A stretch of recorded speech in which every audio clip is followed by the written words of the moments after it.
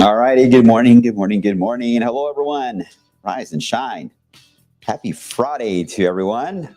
I'm wave meteorologist Brian Good on this Friday here, the first Friday of November, right? And it's going to be a nice one today. Nice, warm, pleasant, I would say, and even some gusty winds coming our way as well. All right. This is Snow Talk. As again, a reminder, this is the title of the blog for a while.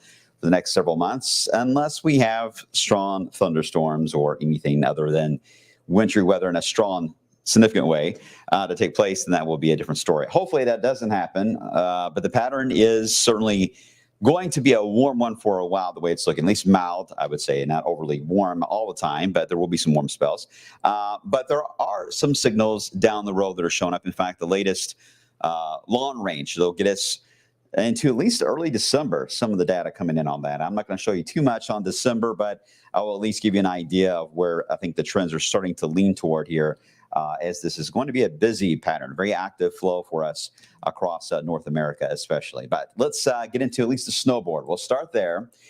And as you probably would guess, there's not much to talk about. The snowboard for now is going to be empty. Now, this goes out 2 weeks out, just FYI. I'm not going to put a snow chance in for like Christmas Eve on the snowboard. It would be within a 2-week range, but it would be just beyond the 10 days sometimes. It just depends on how confident we are on something like that trying to evolve. So kind of a heads up there. All right, so let's get into the beautiful setup outside today. It was cold again this morning. We had quite the range on the numbers, but still it was chilly in Louisville, but we've got nice sunny setup today.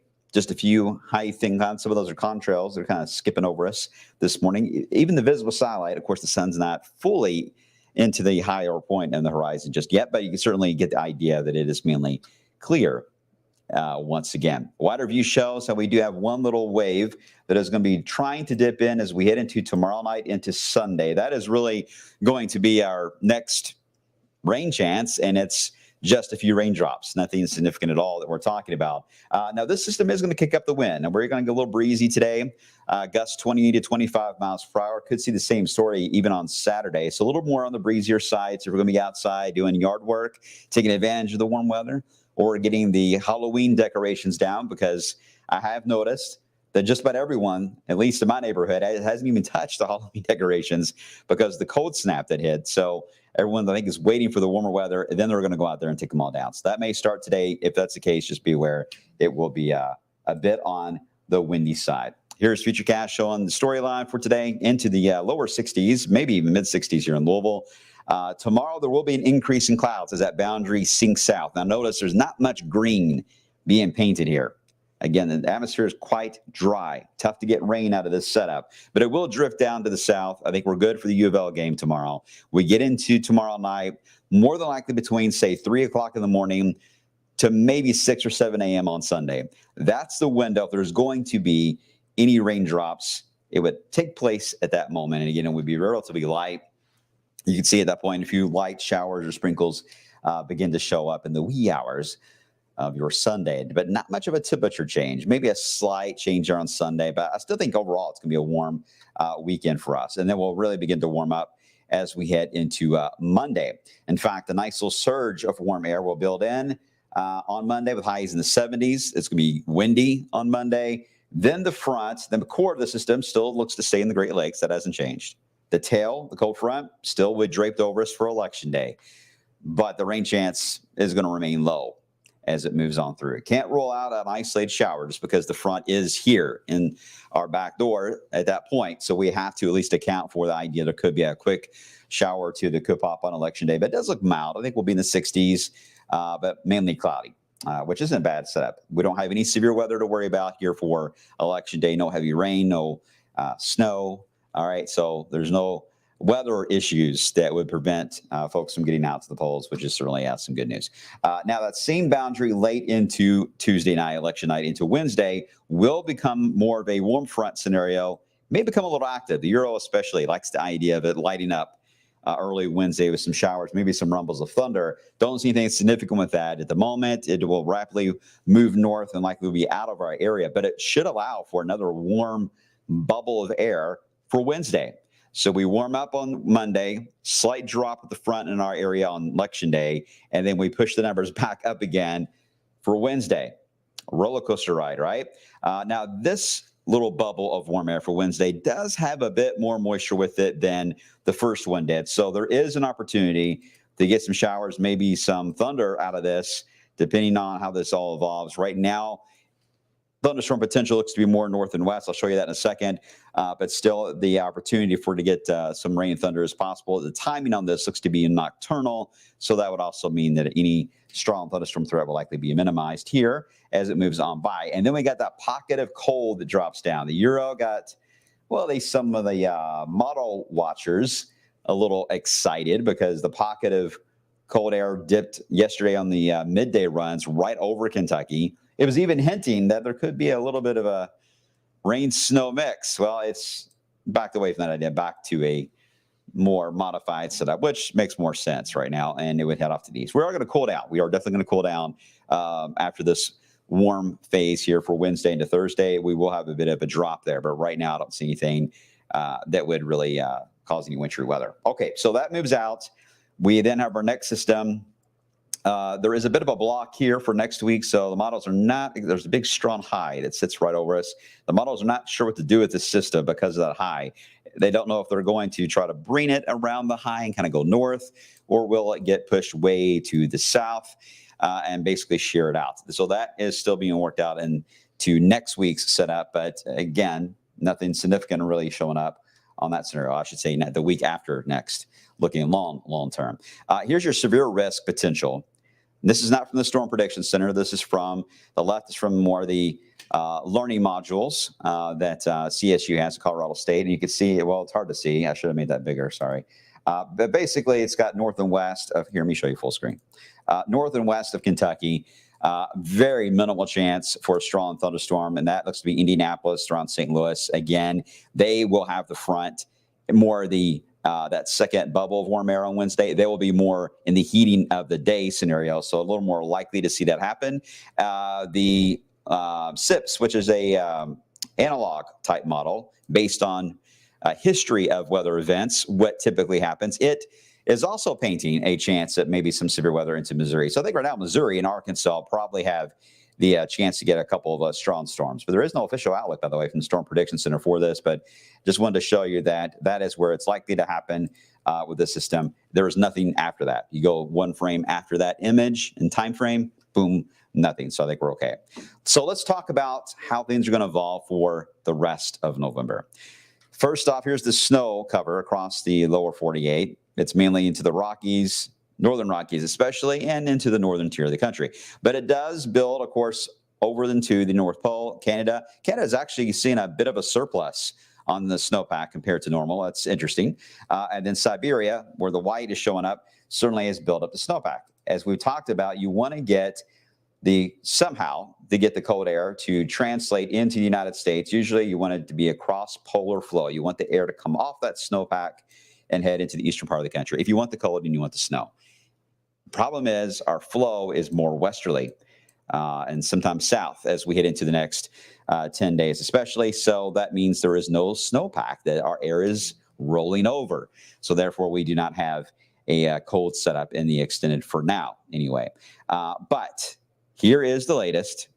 Don't tell anyone I'm showing you this. Here is the latest on any snowfall potential as we head into even December. Notice this is about November 21st, 22nd, so very close to Thanksgiving Day. There's not much of a chance at all showing up. Most of the chances from the Euro are in December, and really they're not that great. There's more grays than blues. And you want the blues and you want the pinks. That indicates more of a heavier snow if you, again, want that. I know there's not snow lovers all the time watching right now, but I'm trying to cater, trying to be Switzerland here. It's tough to do because I'm biased. But you can see certainly that mid to late December, it tries to perhaps show a little bit more of a flare. We'll see. We'll see on that. I do think that it's interesting that the same model did signal that near Thanksgiving and just after, it's shown this colder pocket that's over us. Now, here's the thing. That doesn't always necessarily mean snow. It just means colder than normal. That could be rain. That could be a cold pocket of air, cold and dry, which actually is really what it's trying to show is cold and dry. So it doesn't always tell us something is a strong signal for snow. But I can tell you that between now and Thanksgiving, it's unlikely to see anything on the wintry side. After Thanksgiving into early December, I do think we have a chance, at least one opportunity based on the pattern signals we looked at to get something to show up. I think we'll warm up again in some point in mid-December and then perhaps another drop. That other drop, will it be near Christmas or not? I don't know.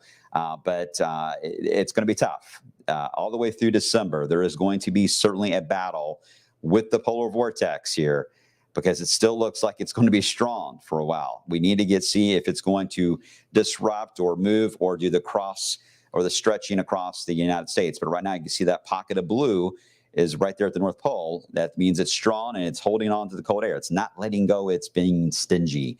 So until that happens or moves around and changes, we're not going to see a lot of updates. So our focus, again, is only just for the next 2 weeks. I'll show you some of the data beyond that. But until I see something within a 2-week front time frame that's interesting, it will not appear on the board. I hope that all made sense. So quiet and warm. This is good, though. If you want to get some of your decorations up on the house, you don't have to turn them on. Of course, you're able to, but you don't have to. But if you want to do all the extension cords and get everything on the roof, you have some warmer days that are showing up here that you have the chance to do that. And my experience, and you guys know as well, you probably want to do that because if you wait until the day after Christmas or that weekend after Christmas or Thanksgiving that most people do decorate, we could have that colder pocket of air I just showed you, and that is not going to be fun being outside with winter coats on if that's the case. So plan accordingly. All right. Any questions? No questions. Sherry says no snow, no cold weather or cold weather. Lover here. All right. I see. No, there's a lot of you out there. Kathy loves snow.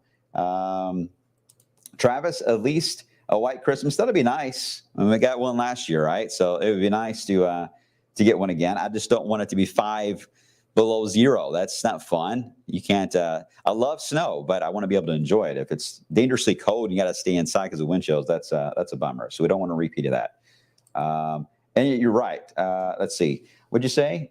Good for leaf cleanup, at least. Yeah, that's good, and that's a good point. Thank you, Les, for that. We want to get those leaves out of the drains, even though I don't see a lot of heavy rain signals right now, at least in the next 10 days. As soon as we do get a heavy rain set up, those leaves are not going anywhere. So get them out of the drains, get them cleaned up, bagged up, whatever you got to do, get that all taken care of, right? So you don't have to worry about it for later on. Gloria, no cold. But Ashley says, I prefer the snow. And then Angie, I'll take the snow, just no ice. Yeah, no one likes the ice. No one likes the ice. You can't drive on that. And Joe, I hope we at least get a 12-inch. You know, to get a foot of snow, big snows are rare. They are rare. I think we all, at least those of you that are close to my age, I think most of you are maybe, remember how the 90s were. We had so many big snow events kind of close together for a few years, and that got us spoiled thinking that we're going to get them all the time. And we've learned now since then that it doesn't happen all the time. So remember the 80s? There was one or two in the 80s, but really from the 80s until February 1993, there really was not a whole lot of snow events to talk about. The storm in 94, I think, well, even the February snow, if you remember, we had two snowstorms back to back, a week apart in February 93. I remember this. They were both 7.2, I think it was, the exact amounts, which was odd. Should have played the lottery, but I was too young. But the 94 storm, I think, set the benchmark for expectations, kind of like the 1970s did. So anyway, we'll be watching it, guys, and we'll see what happens. But right now, for the next 2 weeks, we're good. But I'll be back on Monday. Early, I'm going to be filming for Tawana on Monday, so I'll be on Sunrise. But I'll still have the blog out on Monday morning, and we'll see what happens. We'll see how the longer term is looking at that time. All right. So as always, you guys are awesome. Appreciate you watching. Stay tuned to the blog for updates as we head through the next couple of weeks here. Don't give up hope, guys. You snow lovers out there. It's early. Technically, it's still autumn. We haven't got to winter yet. So hang tight. Be patient. I'll see you guys on the flip side.